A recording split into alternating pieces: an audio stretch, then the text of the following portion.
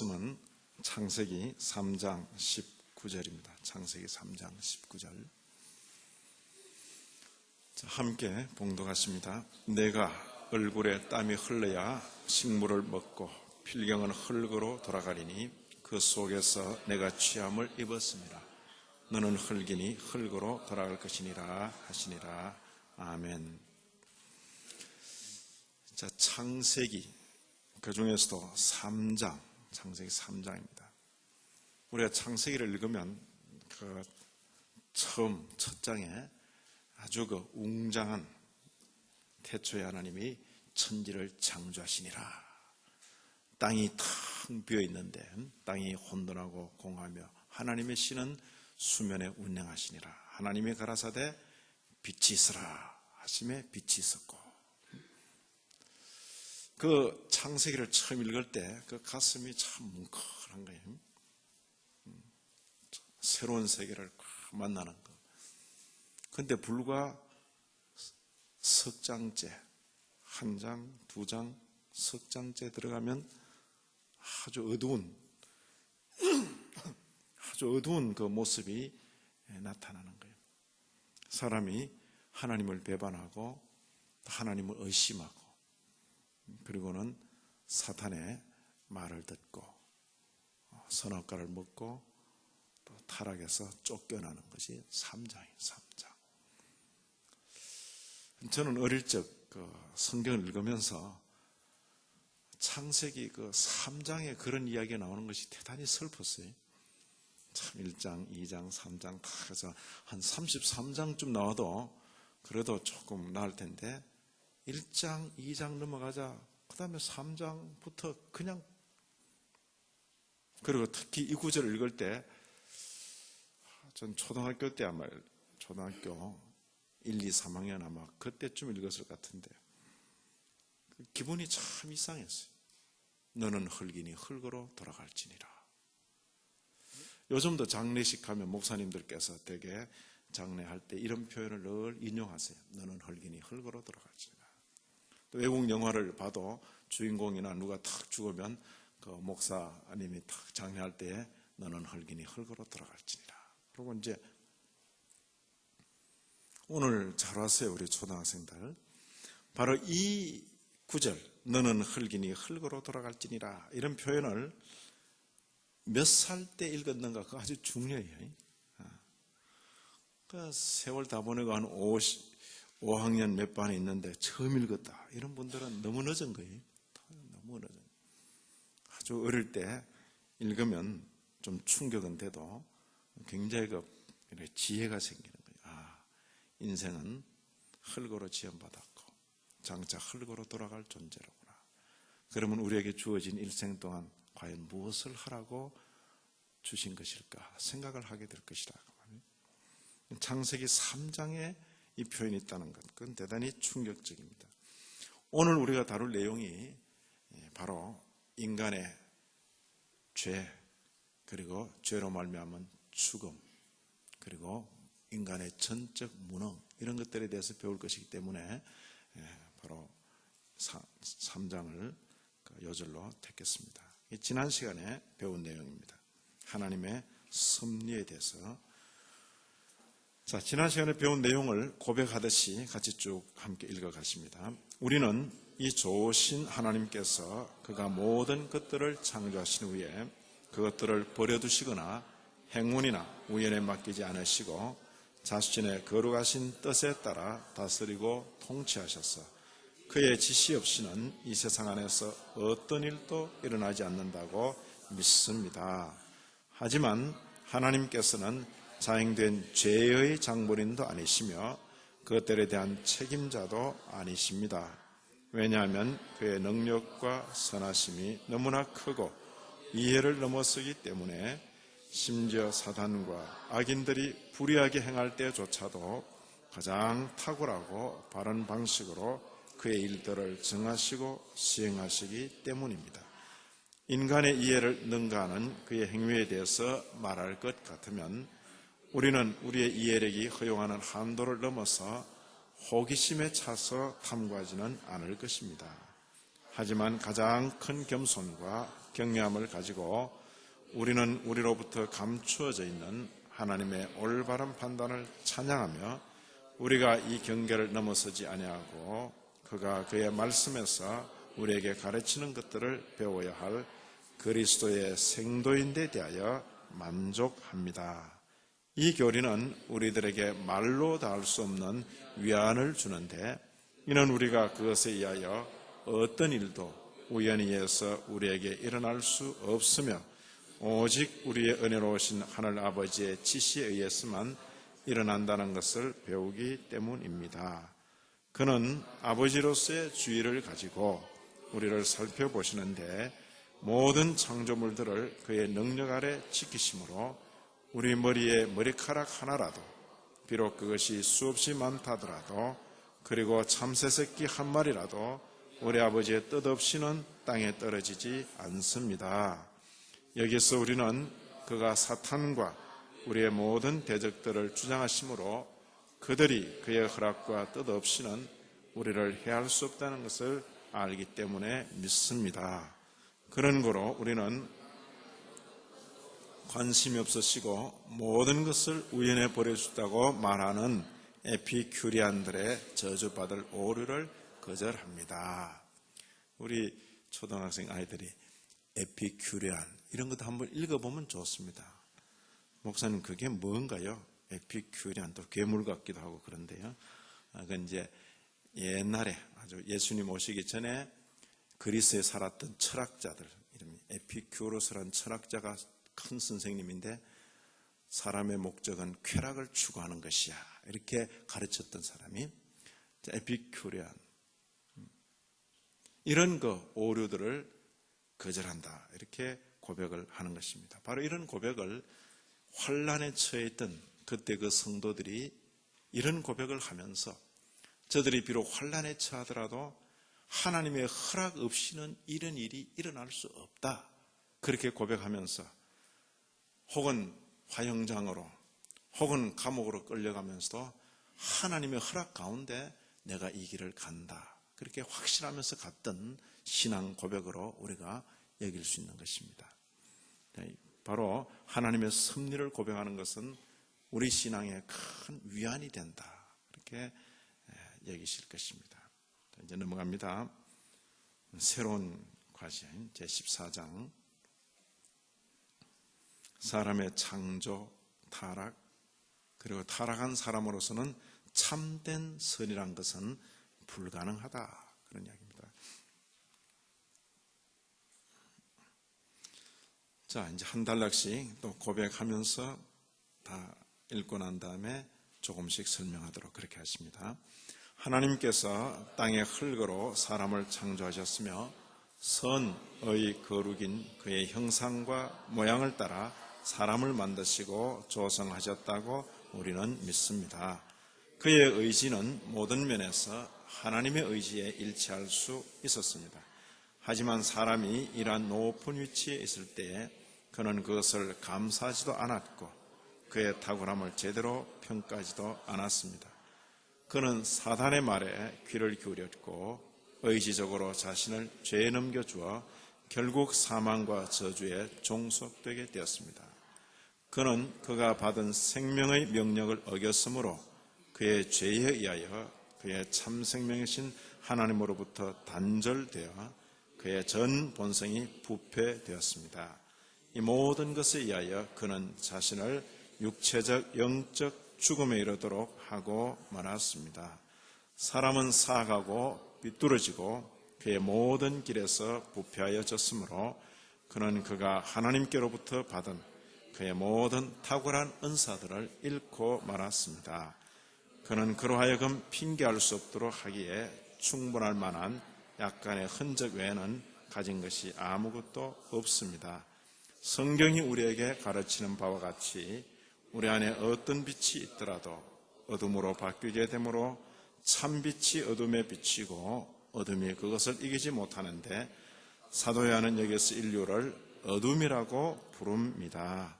그런 거로 우리는 사람의 자유의지와 관련하여 이에 반대되는 어떤 가르침도 거절하는데 이는 사람은 죄의 노예일 뿐이고 어느 누구도 하늘로부터 그에게 주어진 것이 아니고는 아무것도 받을 수 없기 때문입니다. 나를 보내신 아버지께서 그를 이끌지 않으시면 아무도 내게 올 수 없다고 그리스도께서 말씀하실 때에 누가 감히 제 힘으로 어떤 선을 행할 수 있다고 주장할 수 있겠습니까? 육체에 있는 마음이 하나님을 대하여 적대적이라고 그가 이해하실 때에 누가 그 자신의 뜻 안에서 영광을 돌리겠습니까? 영적이지 않은 사람은 하나님의 영을 받지 않는데 누가 그의 지식에 대하여 말할 수 있겠습니까? 간단히 말하여 우리가 어떤 무엇을 우리들로부터 온 것이라고 주장하기에 적합하지 않고 우리의 재능은 하나님께로부터 온 것이라는 것을 알아차릴 때에 누가 감히 어떤 것을 자신의 것이라고 주장할 수 있겠습니까? 그런 거로 사도가 다음과 같이 말한 것은 확실하고 견고하게 정당하게 남아있어야 합니다.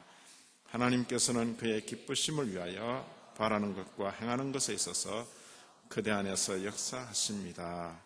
그런 거로 그리스도께서 그것을 이야기하지 않으시면 하나님의 이해와 의지에 적합한 어떤 이해나 의지도 없기 때문인데 이는 그가 나를 떠나서는 너희가 아무것도 할 수 없다고 우리를 가르친 바와 같습니다. 지난 과도 좀 길고 오늘 과도 좀 긴 편입니다.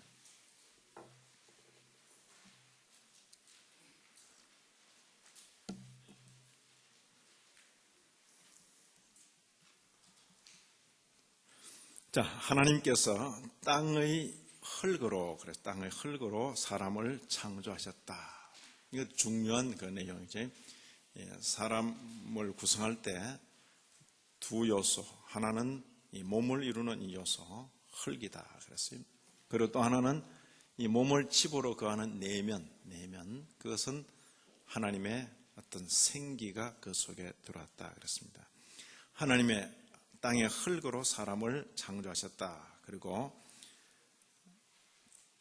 그의 형상과 모양을 따라 했을 때 그것은 선이나 의나 거룩이다 이렇게 표현했습니다. 그것은 어떤 모양이 아니고 그 어떤 내면성, 인격성 그것을 가리킵니다. 사람은 두 요소로 구성되었다. 하나는 육체, 하나는 영혼, 흙으로 그리고 하나님의 형상으로 그렇게. 그런데 이 사람의 의지, 이 사람 속에 한 사람에 대해서 생각하고 결정하는 그 의지는 어떤 면에서는 하나님과 일치될 수도 있었다. 그렇게 표현합니다. 그의 의지는 모든 면에서 하나님 의지에 일치할 수 있었다. 가능성이죠. 일치할 수 있었다. 그런데 실제로 일치하였는가? 그렇지 못했다. 하지만 사람이 이러한 높은 지위에 있을 때에 감사도 하지 않고 또 자신의 그 능력을 제대로 평가하지도 않았다. 그렇게 표현한 것입니다. 자, 여기 먼저 흙으로 지음받았다 하는 것은 성경대로 창세기 2장 7절 같이 한번 읽을까요? 여호와 하나님이 흙으로 사람을 지으시고 생기를 그 코에 불어넣으시니 사람이 살아 움직이는 영이 된지라. 살아 움직이는 영. 그래서 사람이 살아있을 동안은 구분을 할 수 없어요. 살아있을 동안은 영혼과 육체가 잘 구분이 안 돼요. 같이 물려 있는 거예요. 그래서 머리 안에 영혼이 있는지, 가슴 안에 있는지, 손끝에 있는지, 발끝에 있는지, 영혼이 어디 있어요? 영혼이 어디 있다 말할 수 없는 거예요. 이 몸 전체를 집으로 삼고 영혼이 있는 것이죠. 그러나 사람이 죽을 때 보면 나누어지는 것이죠. 육체는 버려두고 신이 떠난다. 이렇게 표현되어 있어요. 자, 여기도 너는 흙이니 흙으로 돌아갈 것이니라. 육체를 두고 하나입니다. 육체를. 전도서 12장 7절을 보면 사람의 죽을 때의 모습을 이렇게 묘사합니다. 흙은 여전히 땅으로 돌아가고 그 다음 뭐라 했습니까? 신은 그 주신 하나님께로 돌아간다. 흙은 땅으로 신은 하나님께로 이런 표현이 있습니다.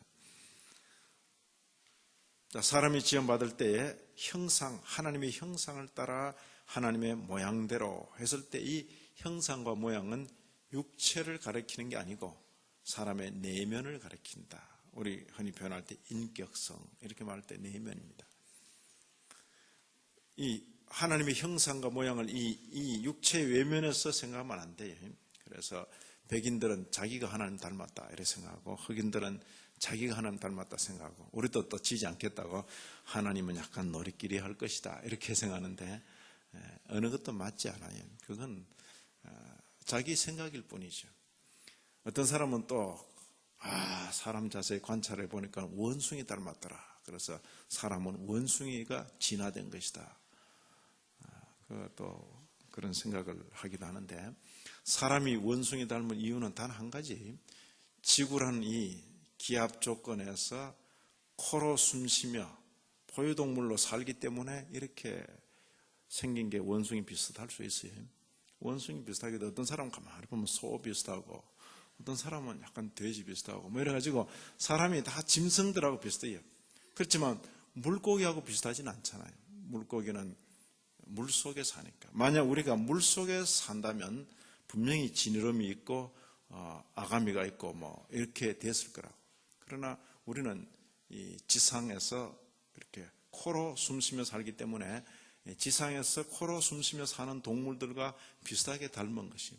그게 뭐 전혀 이상할 건 없어요. 그건 우리의 생존 조건이니까. 중요한 것은 뭐예요? 이런 형태의 집을 가지고 그 속에 있는 영혼, 그거 인격성, 그것은 동물에게는 없는 것입니다. 그래서 바로 그런 부분이 탁월한 것이고 모든 창조물들 가운데서 하나님께서 특별히 지으신 것, 하나님의 형상을 따라 모양대로 만드신 것이다. 그 이제 하나님의 형상을 따라 이렇게 하나님을 따라 그다음 뭐랬습니까? 의와 진리의 거룩함으로. 그러니까 내면적이지 내면적. 겉모양 아닙니다. 키가 얼마나 크고 키가 굉장히 커야 막 킹콩쯤 돼야 하나님 닮았다 이렇게 말할 건가요? 그럼 키 작은 사람은 하나님 안 닮은 건가요? 그렇게 말할 수 없다. 그런 외모를 말하는 게 아니다. 그죠? 아니고 의와 진리의 거룩함으로 내면성이 사람의 내면성. 또 보시면 새 사람을 입었는데 이는 자기를 창조하신 자의 형상을 쫓아 지식에까지 새롭게 하심을 받는 자다. 내면성을 가리킵니다. 자, 그런데 이렇게 하나님의 형상대로 존귀하게 지원받은 사람이 하나님에 맞추어서 다 의지를 맞춰서 그렇게 살지 못하고 하나님한테는 이렇게 서운하게 하면서 유혹자 사탄의 말에 귀를 기울이고 하나님을 의심하게 됐습니다. 그는 사탄의 말에 귀를 기울였고, 그지? 의지적으로 자신을 죄에다 넘겨주어서 결국 사망과 저주에 종속되게 되었다. 죄 다음에 반드시 나오는 것은 사망입니다. 죄 다음에 반드시 나오는 것은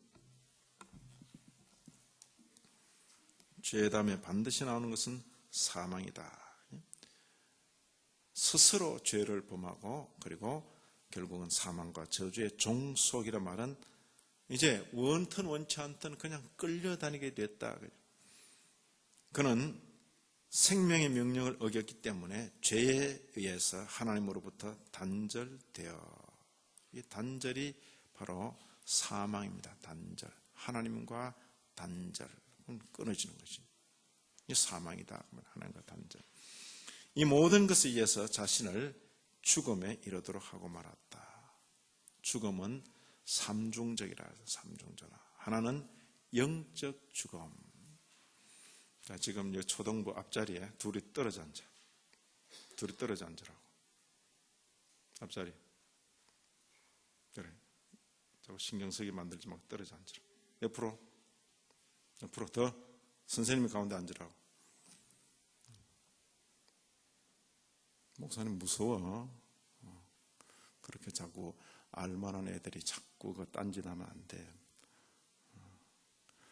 목사님 가정에 오빠와 언니들이 어떻게 자랐는지 한번 물어봐. 안 죽고 살아남았다 이러지. 자, 여기 죽음은 삼중적이에요. 삼중적. 하나는 영적 죽음, 생명의 근원 대신 하나님께로부터 단절된 것, 영적 죽음이라 그래 말해요. 그리고 그 영혼이 육체를 떠나는 것, 그것이 육체적인 죽음이 육체. 보통 이 세상 사람들이 죽음 말할 때는 다 크게 다 관심을 가지는 거예요. 육체에다 관심을 가지. 영혼이 육체를 떠났다. 그걸 죽음이란 말이에요. 그러나 사람에게는 또 하나의 죽음이 있어요. 영원한 죽음. 영혼과 육체가 아울러 하나님께로부터 떠나서 영원토록 단절되어 있는 것. 그 상태가 영원한 죽음이에요. 자, 여기 하나님께서 여자에게, 범죄한 여자에게 고통을 말씀하시고, 그리고 아담에게 이르시되 너는 종신토록 수고하여 그 소산을 먹을 것이다. 그렇게 말하고는 너는 흙이니 흙으로 돌아갈 것이니라. 범죄한 그 인생에게 말씀하시는 것입니다. 자, 창세기에 있는 이런 내용을 신약에 와서 로마서에서 다시금 이렇게 아주 간략하게 정리해서 교리적으로 설명하고 있습니다. 이러므로 한 사람으로 말미암아 죄가 세상에 들어오고, 자, 초등부 학생, 이 한 사람이 누구요? 한 사람으로 말미암아 죄가 세상에 들어오고, 이 한 사람이 누구죠? 아담. 그래. 지금 이제 제가 물어도 이렇게 딴 생각하고 있는 애들은 뭘 묻는지 잘 알지를 못해. 한 사람으로 말미암아 죄가 세상에 들어오고, 이 한 사람이 아담. 맞아요, 아담. 죄로 말미암아 사망이 왔다. 그러니까 죄, 사망, 죽음이 왔다. 이와 같이 모든 사람이 죄를 지었으므로 사망이 모든 사람에게 이르렀느니라. 됐어요? 죄, 사망. 창세기 2장 17절 보면 선악을 알게 하는 나무의 실과는 먹지 말아라. 지금 창세기 2장이 아직 죄 짓기 전에 창세기 2장에 하나님께서 사람을 존귀하게 지으시고 사람과 약속하는 거예요. 선악을 알게 하는 나무의 실과는 먹지 말아라. 내가 먹는 날에는 정령이 무슨 말이에요? 죽을지 안 죽을지 모르겠다. 그런 뜻인가요? 반드시 죽는다는 거예요. 반드시 맞아요? 반드시? 내가 아이들 얼굴을 보니까 걱정, 근심이 가득해. 엄마들이 집에 가서 절대 꾸중하지 않는 거, 저한테 꾸중 들은 걸로 다 쳐요. 그러니까 지금 집에 가서 우리 엄마한테 어떻게 당할까. 그러니까 지금 근심, 걱정이 가득한데, 전혀 근심하지 마라. 엄마한테 내가 다 약속해놨으니까. 엄마 두 분 다 얼굴 내 봤어요. 그러니까 걱정하지 말고 바로 대답해. 눈물이 다 맺혀있다, 지금 보니까. 자, 내가 먹는 날에는 정령 죽으리라. 정령 죽으리라. 그지? 너도 죽어서 이렇게 하는 것 같은데. 정령 죽으리라. 반드시 죽는다. 이런 뜻인데, 아담과 하와가 선악과를 딱 따먹고 난 뒤에 시체로 발견됐어요. 예? 아담이 동산을 탁 거니는데 보니까 하와가 죽어 있어. 선악과를 손에 든 채로 한 입 깨물고 이렇게 탁 죽어 있어. 너가 먹는 날에는 정령 죽으리라. 그걸 탁 보고 아담이 먹었을까 안 먹었을까요? 만약 그렇다면 안 먹지. 왜 먹어? 근데 아담이 하와를 너무 사랑하기 때문에 나머지 반을 깨물고 죽었어요? 응? 안 죽었다고. 하와가 다 먹고 그 다음에 또 하나 따서 줬는지 아니면 절반 먹고 줬는지 모르지만 둘 다 먹고 눈이 밝아져가지고 아이고 여보 우리 벗었네. 그러고는 또 이렇게 이제 또 옷 만들어 입고 그랬잖아요. 그러죠? 그럼 하나님께서 정령 죽는다 해놓고 안 죽고 그러니까 누가 거짓말장이에요? 하나님 거짓말장이. 누가 참말을 해요? 사탄 마귀가 참말을 하지. 그래서 아담과 하와는 영원히 죽지 않고 살았어요? 아니에요. 결국 또 죽는 거예요. 우선 보면 사탄 마귀가 진실된 듯이 보이고 하나님이 거짓말한 듯이 보이는데 흐르는 세월 속에서 사단이 거짓말했고 하나님이 참말이다 하는 것이 드러나는 것이죠. 그 진실이 드러나기까지 몇 년이 걸렸어요? 930년. 오랜 세월 동안 하나님의 진리는 보류되고 사탄의 거짓이 거의 1000년을 지배하는 것이에요. 안 죽는다, 안 죽는다, 안 죽는다, 안 죽는다. 봐라, 안 죽지. 1000년 가까이 가다가 아담이 죽었다. 아담만 죽습니까? 계속 죽었다.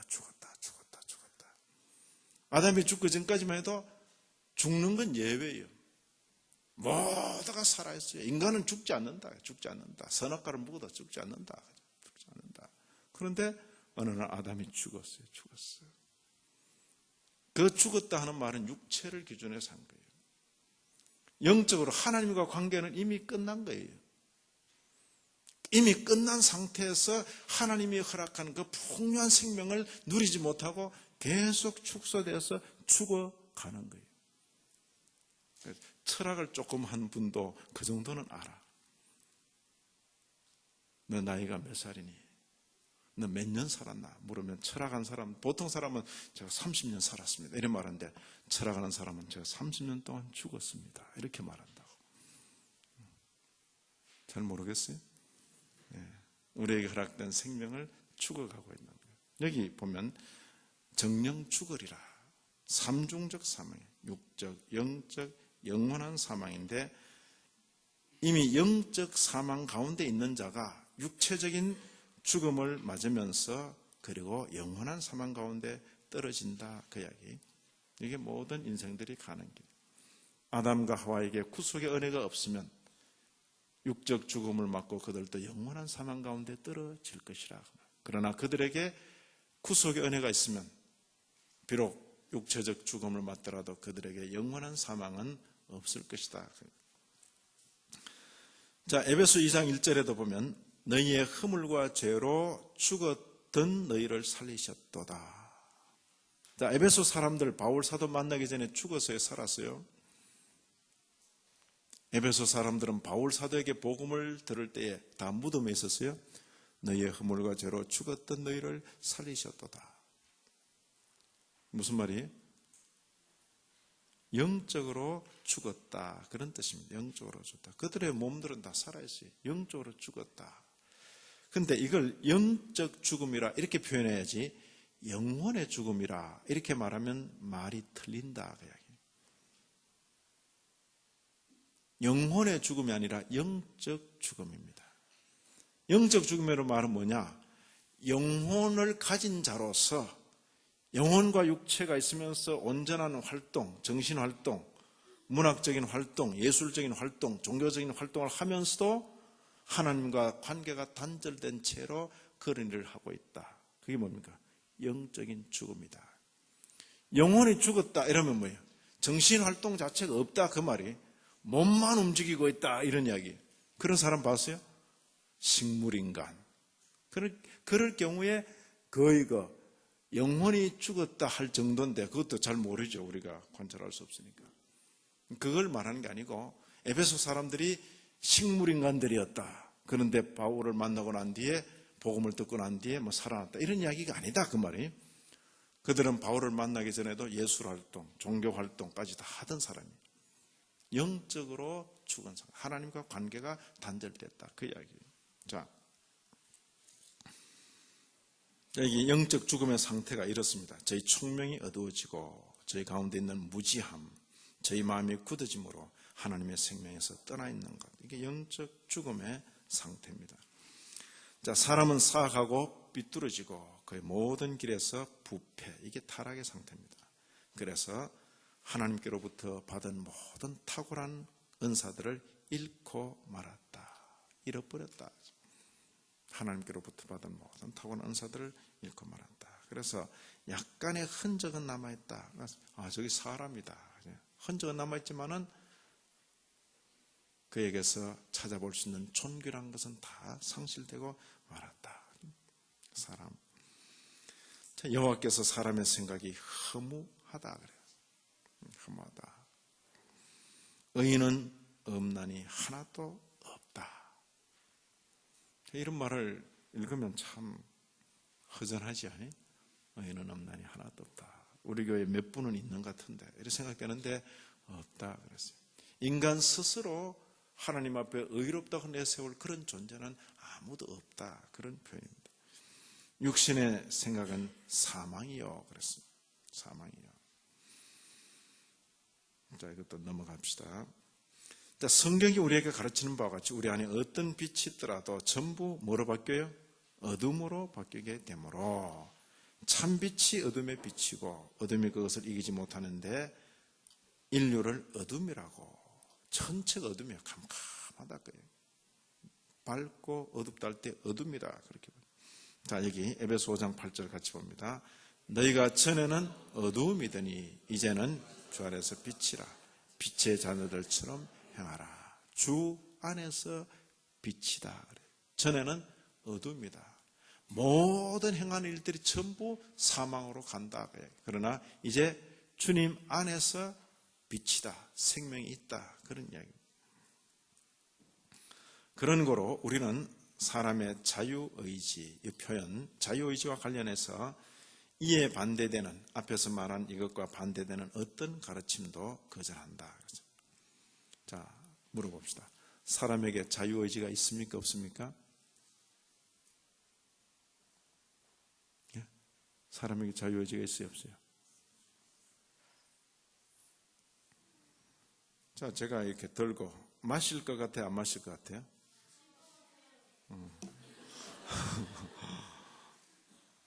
자, 이거 내가 들고 마실 것 같아요? 안 마실 것 같아요?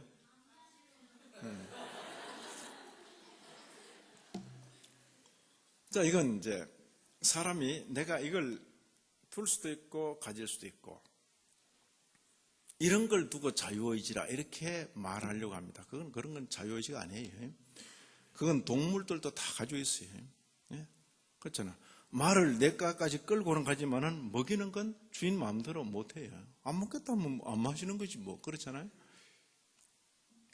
그런 건 모든 생존하는 존재들이 가지고 있는 그런 그 본성에 속하는 그런 일들인데 그걸 두고 자유의지란 말하지 않고 백날 내가 이런 걸 막 마시라고 권해도 나는 안 마신다 막 그러지만은 자기는 어때요?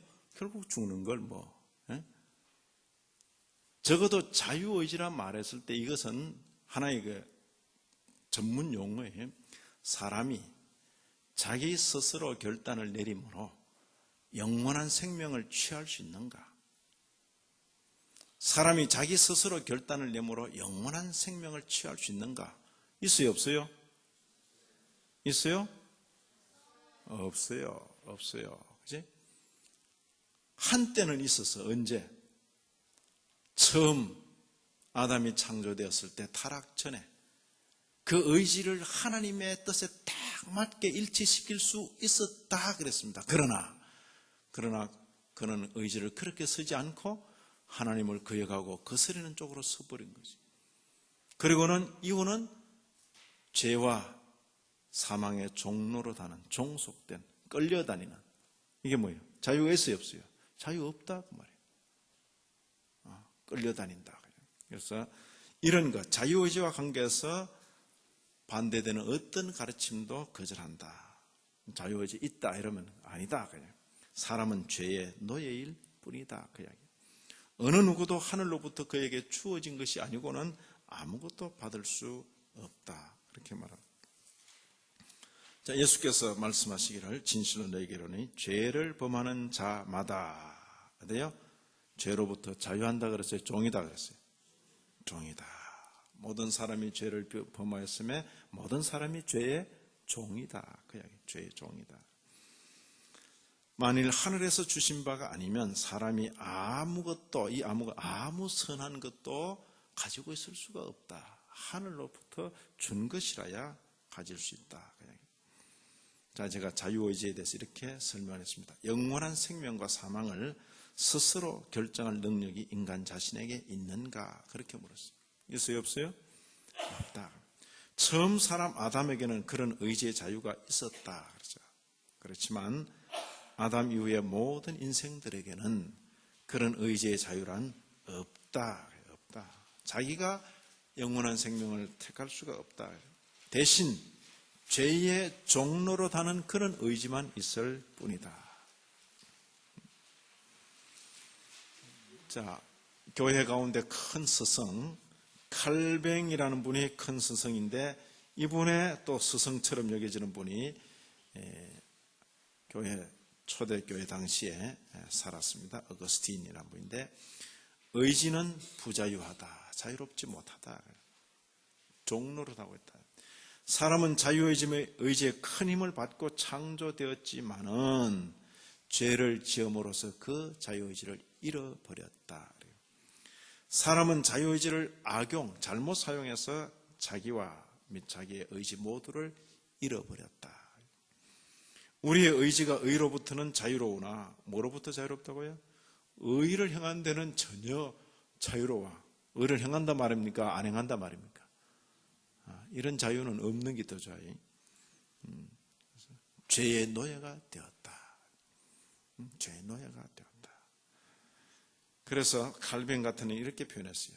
이 말은 보존하게 되면, 이 말을 자꾸 교회 가운데 쓰게 되면 반드시 큰 위험성이 따르고 자꾸 사람들이 헷갈린다 그 말이에요. 마치 자유가 있는 것처럼. 그럴 때 이런 말을 안 쓰는 게 좋겠다. 그렇게 따라서 폐기하는 것이 교회를 위해 큰 도움이 되리라고 나는 생각한다.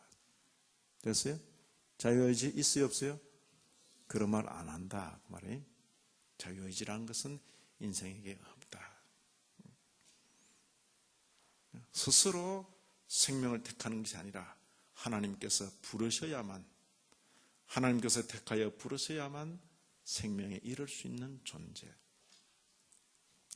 자, 여기 요한복음 6장 44절에 우리 주님께서 말씀하셨습니다. 나를 보내신 아버지께서 그를 이끌지 않으시면 아무도 내게 올 수 없다.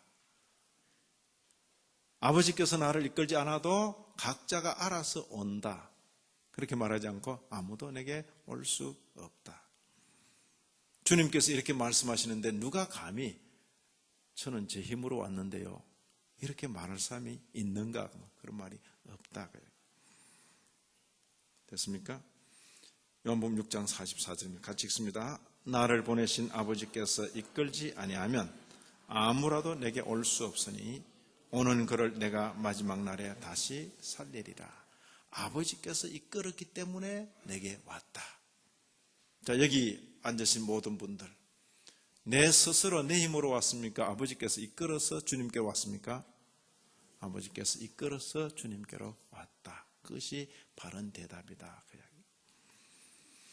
육신의 생각은 하나님과 원수가 된다. 육신의 생각, 하나님과 원수가 된다. 자, 여기 영적이지 않은 사람은 하나님의 영을 받지 않는다고 말했는데, 그치? 누가 그의 지식에 대해서 말할 수 있겠습니까? 우리가 어떤 무엇을 우리들로부터 온 것이라고 주장하기에 적합하지 않고, 우리에게 있는 모든 좋은 재능은 다 하나님께로부터 온 것이라면 그 누가 우리 가운데 있는 좋은 것을 자기 것이라고 감히 주장할 수 있겠습니까? 우리에게 있는 모든 좋은 것은 다 하나님께로부터 왔다. 그렇게 고백하는 것입니다. 자, 육에 속한 사람은 하나님의 성령의 일을 받지 아니하고 저희에게는 하나님께 속한 것이 도리어 미련하게 보인다. 이제 신앙생활 한다고 교회 왔다 갔다 하는데도 교회에서 신앙생활하고 하나님 말씀대로 듣는 게 꼭 손해되는 듯이 그렇게 자꾸 여겨지면 그게 이런 상태입니다. 저희에게는 미련하게 보이며, 말씀대로 하면 손해될 것 같아. 그렇게 보이면 안 된다. 말씀대로 하는 것이 최고다. 이렇게 보이는 것이 좋아요. 자, 그 다음, 우리가 무슨 일이든지 우리에게서 나는 것까지 생각하여 스스로 만족할 것이 아니니 우리의 만족은 오직 하나님께로서 났느니라. 하나님께로서 났다. 자, 여기 이제 마지막 부분에 우리가 하는, 성도가 하는 모든 선하고 좋은 일도 역시 하나님께서 그 속에 그런 소원을 주셨기 때문에 그렇게 한다 하는 그런 뜻입니다. 빌립보 2장 13절의 내용이 하나님께서는 그의 기쁘심을 위하여 바라는 것, 행하는 것에 있어서 그대 안에서 역사하십니다. 이 어거스틴 같은 이는 기도할 때에 하나님, 내 의지를 변화시켜 주셔서 하나님께서 원하시는 그것을 원하게 하여 주옵소서. 그렇게 기도했어요. 하나님께서 뭘 원하든지 그건 전혀 상관하지 않고 내가 원하는 것 반드시 되게 해주십시오. 이런 기도는 대개 그 우상들 앞에 할 때 하는 기도예요. 우상은 생각이 없는 존재니까 그냥 가서 냅다 밀면 돼요. 밀면. 지성이면 감천이다 이라고 막 민다고 막 100일 기도, 1000일 기도 막 밀어붙이면 된다 이렇게 생각하는 거예요. 그러나 하나님을 믿는 성도는 그렇게 기도하지 않아요. 하나님께서 원하시는 것, 그것을 나도 원하게 하여 주옵소서. 의지를 바꾸어 달라고 그렇게 기도하는 것이. 여기 하나님께서 우리의 바라는 것, 행하는 것, 그것도 우리 속에서 역사하신다. 그런 거로 그리스도께서 그것을 야기란 말은 속에서 막 일으키는 거예요. 야기하지 않으시면 하나님의 이해와 의지에 적합한 어떤 이해나 의지도 없다. 그랬어요. 우리 주님께서 나를 떠나서는 너희가 아무것도 할 수 없다. 그렇게 말씀했기 때문이라. 자, 요한복음 15장 5절 같이 읽습니다. 나는 포도나무요 너희는 가지니 저가 내 안에 내가 저 안에 있으면 이 사람은 과실을 많이 맺나니 나를 떠나서는 너희가 아무것도 할 수 없음이니라. 사람들이 잘 못 알아들을까 봐 주님께서 비유로 이야기를 하신 거예요. 포도나무가 탁 있는데 포도나무 가지에 이렇게 포도들이 주렁주렁 달려있다고. 나무 가지 열매가 있잖아요. 가지가 이렇게 보니까 나무는 둥치만 서 있고 뭐 별로 하는 일도 없어 보이는데 자기 끝에 지금 열매들이 주렁주렁 달려있으니까 독립하겠다 그런 거지. 나는 따로 살래. 딱 따로 나가서 딱. 그러면 열매 맺어져요? 안 맺어져요? 이 가지가 잘라지면 말라서 밖에 버리워 사람들이 불태워버린다 그랬어요. 가지는 나무에 붙어 있어야 진액을 빨아들이고 열매를 맺는다. 성도가 주님을 떠나서는 아무것도 할 수 없다. 그것을 이치적으로 그렇게 설명해 준 것이다. 나를 떠나서는 너희가 아무것도 할 수 없습니다. 믿습니까? 응? 주님을 떠나서도 나는 넉넉히 할 수 있습니다. 그렇게 생각하십니까? 우리 교회 전체가, 저를 포함해서 우리 교회 전체가 주님을 떠나서는 우리가 아무것도 할 수 없습니다. 그렇게 고백을 하자 그 말이에요. 주님을 떠나서는 아무것도 할 수 없습니다. 우리에게 있는 모든 좋은 것은 다 주님께로부터 온 것입니다. 그렇게 고백을 하자. 자, 오늘 우리는 사람의 창조, 타락, 그리고 참으로 선한 것을 행함에 있어서 무능성, 주님을 떠나서는 아무것도 할 수 없다. 주님 안에서는 뭐예요? 모든 것을 할 수 있느니라. 거꾸로 또 이래 된다. 그렇지? 주님 안에서는. 그래서 어제 또 오늘 사람을 의지하지 말아라. 그 사람의 호흡은 코에 있다. 수에 칠 가치가 없다. 이렇게 말할 때는 뭡니까? 주님 밖에서의 그 인생들에 대해서 의지하지 말아라. 참 사람이 의지할 대상은 오직 주님뿐이시다. 하나님뿐이시다. 그것을 아주 웅변적으로 표현한 것이. 그죠? 사람. 그래서 사람에 대해서 뭐 대단한 것을 기대하지 말고 성경이 사람에 대해서 뭐라고 말하는가. 자신에 대해서 이런 내용들을 알면 그저 겸손한 거예요. 겸손. 교회에서도 서로 간에도 인생들은 다 그렇고 그런 존재인데 인생들로 인해서 지나치게 실망할 것도 없고 인생들 때문에 지나치게 뭐 기대를 크게 할 것도 없어요. 다 그렇고 그렇다. 주님 안에 있을 때 가치가 있고 귀한 것이고 주님 떠나면 아무런 가치가 없는 그런 존재. 의지할 대상은 더욱 아니고 도와줄 대상. 그렇지? 사람, 사랑해줄 대상. 그리스도 안에 있을 때 그에게 능력이 나타나고 그리스도 안에서 모든 것을 할 수 있다고 말하는 그런 경우다. 사람에 대해서 배운 성도답게 우리의 남은 날들을 지혜롭게 그렇게 살게 되시기를 진심으로 기원합니다. 하나님 아버지, 이 시간 저희들에게 우리 자신에 대하여 또 범죄한 인생들에 대하여 그 현주소와 모양들을 보여주시니 감사합니다. 아버지 하나님, 사람에 대하여 바로 아는 자로 지혜롭게 사람을 대하며 살게 하여 주옵소서. 예수님 이름으로 기도 올리옵나이다. 아멘. 하늘에 계신